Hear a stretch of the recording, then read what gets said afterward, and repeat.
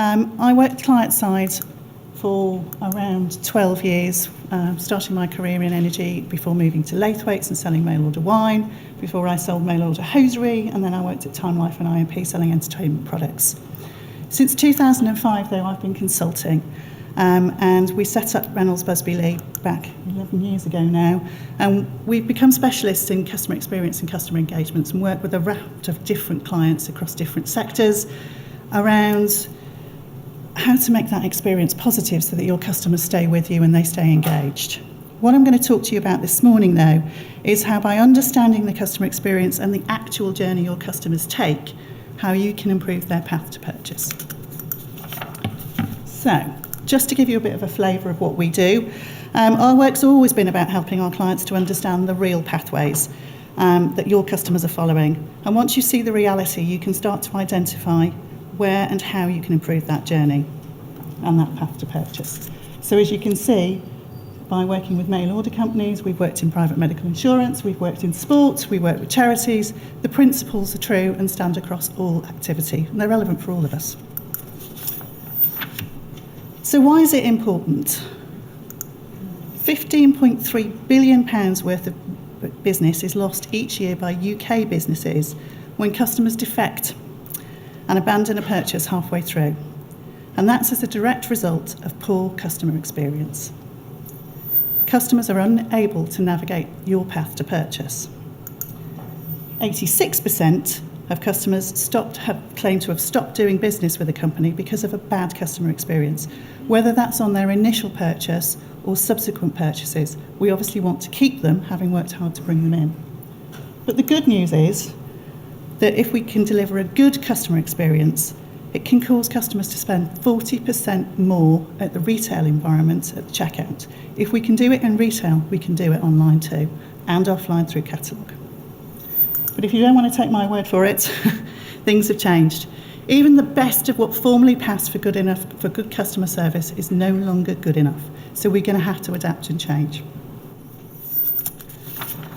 So, our big challenge, we have a leaky bucket.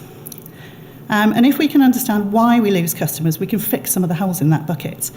And a Harris Interactive Right Now report back in 2010 told us that the top 2 reasons for customer loss are customers feel poorly treated and we're failing to solve their problems in a timely manner. But we know that not every business is the same, and the world is moving at a faster and faster pace. So back when I started in direct marketing back in the 1990s, as Laura mentioned earlier, we would send out a catalogue, we had a lovely order form, people would post us a cheque, and they would wait patiently 28 days for delivery. We're a little bit further on from there now. In those days, we had a very simple path to purchase. We would grab their attention, we would get them interested, we would create desire. That would prompt their action. Ooh, it stopped. And then, fortunately, we would have happy customers. Laura's just mentioned this. We're not looking at a path, we're looking at a maze now. It's all slightly more complicated and they whiz around doing all sorts of different things. The last decade, I think I describe as being a decade of disruption. There's new technology, an explosion of mobile, tablets, TV viewing and advertising spend has changed, catalogues and requirements have changed.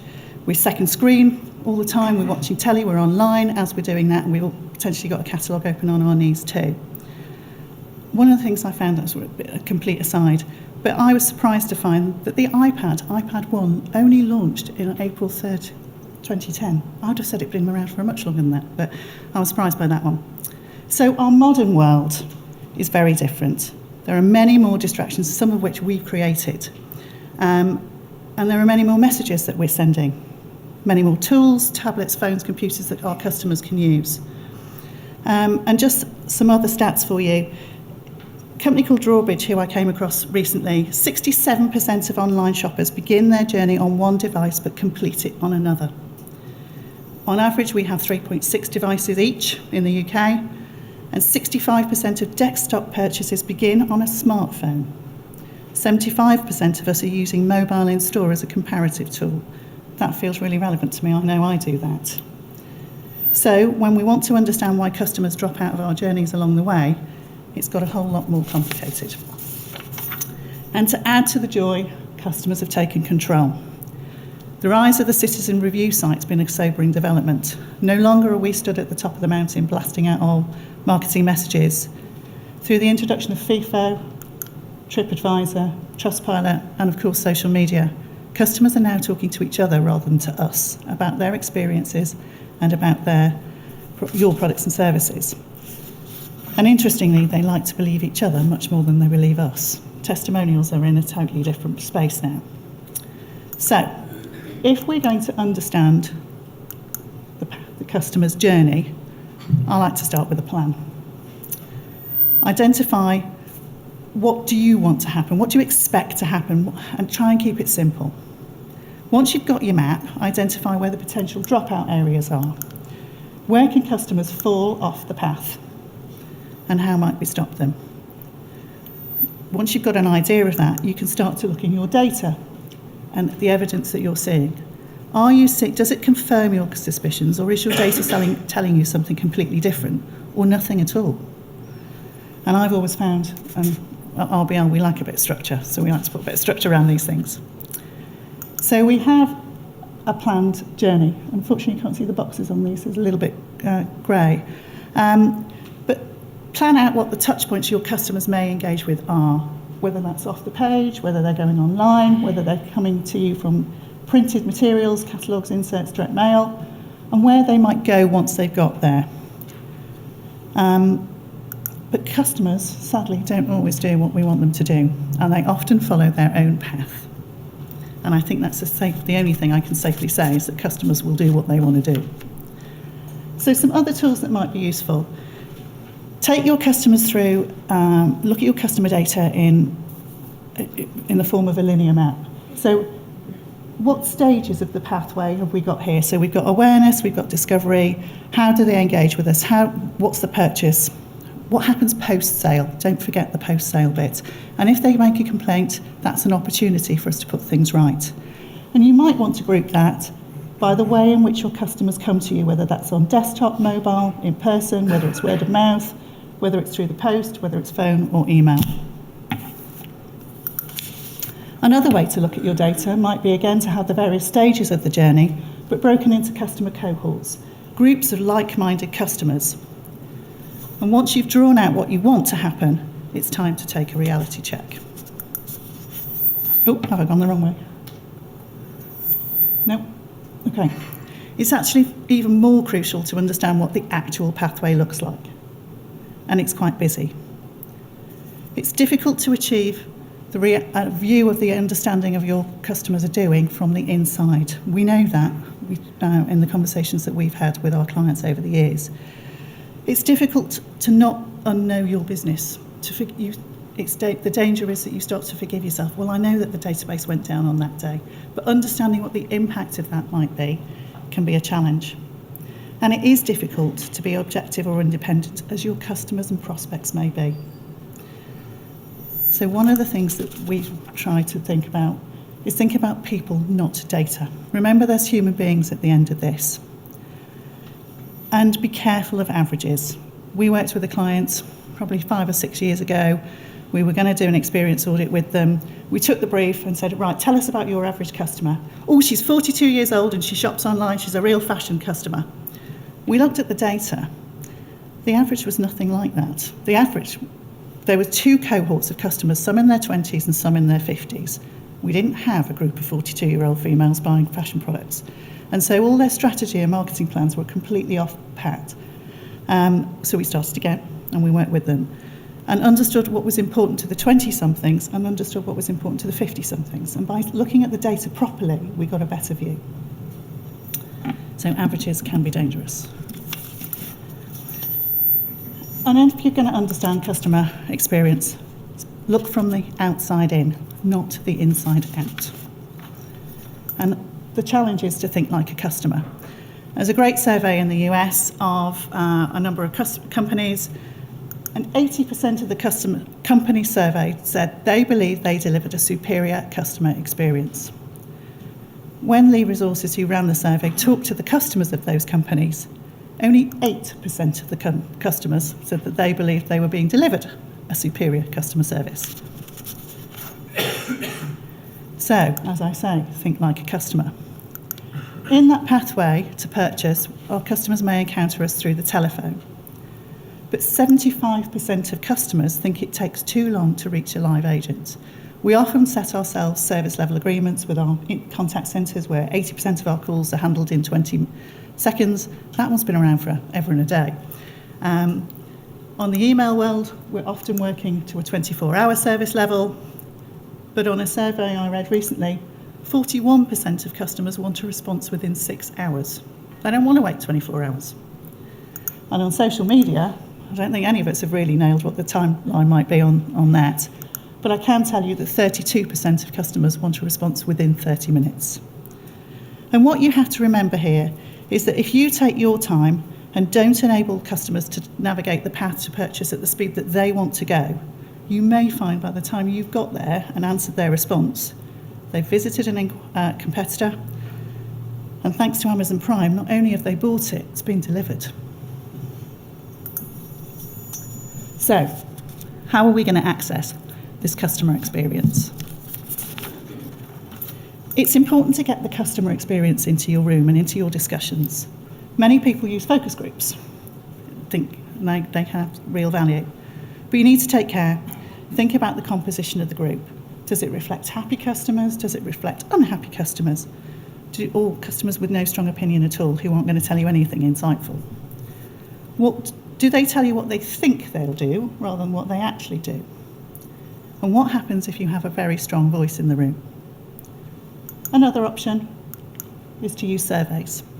But again, consider who's going to complete the survey. Is it your best customers or those who are really cross? The ones that are sort of a bit indifferent and are going to wander off onto a competitor's path to purchase, maybe they won't talk to you at all. You could consider mystery shopping. But this often involves a predetermined script to follow which reflects the areas that you've identified that you're concerned about. So perhaps there is a combination of these things that we could use. But in our experience over at RBL, we take a slightly different approach, and we've developed our own clear model. And we look at our journeys as being actually of a continuous circle. We're not talking about one path to purchase. It's a continuous process. We want those customers to buy once and come back to us again and again. So we go through customer experience, and they're searching. They want to find you for the first time. And some of the findings that we've had have been really helpful for our clients, that you're easy to find on Google. More negative comments we've had from customers and getting them in the room is that those complicated URLs that we give them, www.companyname.co.uk / what's this one, F8R1A, means something to us but nothing to the customer. Customers will ignore that, and you're losing that traceability to understand which of your offers are working. Or the website doesn't reflect the offline offer. And so they're confused. They don't know whether it's the same company, if it's the same product, and so that pathway gets disrupted. During the inquiry stage, things are sold out. It's in the newspaper, you're advertising it this morning. Why can't I buy it? Why are you advertising things that are sold out? It's difficult to contact you. I can't find your phone number anywhere. How do I get hold of you? I've got a question about that particular product. Do you size your products big or small, or do you have a different colour in that? If they can't talk to you, they'll wander off. Or there's long hold times before being connected to an agent. Or, positively, agents are really helpful and polite on the phone, and they secure that sale and can continue the customer down that path to purchase. When they're trying to buy, they're trying to find products that are in stock. Maybe it's too many clicks in the pathway online. Maybe it's confusing permissioning statements or inconvenient delivery times. At the next stage, there may be no order confirmation email. I don't know whether I bought it or not. I haven't heard from you. I don't know whether I've got it, and then they're creating more traffic for you. Or there's no thank you for ordering. Well, I've just spent some money with you. It might be nice if you said thank you. Or the order, positively, the order arrived in good condition and was well packaged. Here we go, last one.